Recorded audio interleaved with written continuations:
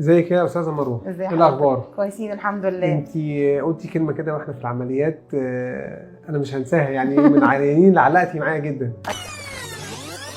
يعني مش بكلام.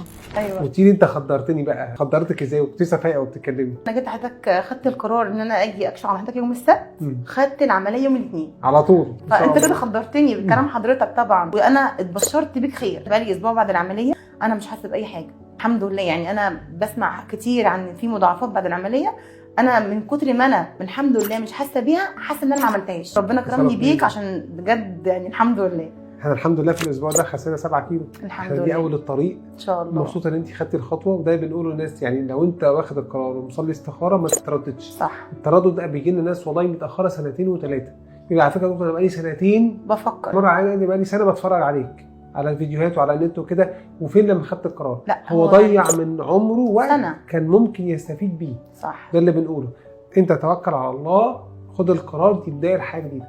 لا استعن بالله، استعن بك، وانا ربنا كرمني بيك يا دكتور محمد. ربنا يخليكي والله. والله انا فرحانه جدا جدا ان مع حضرتك. ربنا يبارك، ده شرف ليا والله. والله احنا والله العظيم وهنتابع معاكي كده ان شاء الله. كويسه. قمتي اتحركتي في بيتك بعد يومين ثلاثه؟ انا يعني الحمد لله اتحركت في المستشفى، حركوني والحمد لله كنت كويسه. انا بنصح اي حد ياخد القرار ويجي لحضرتك. ربنا يسعدك يا رب. ربنا مبسوط ان انت مبسوطه، ربنا يتم عليكي نعمته وفضله.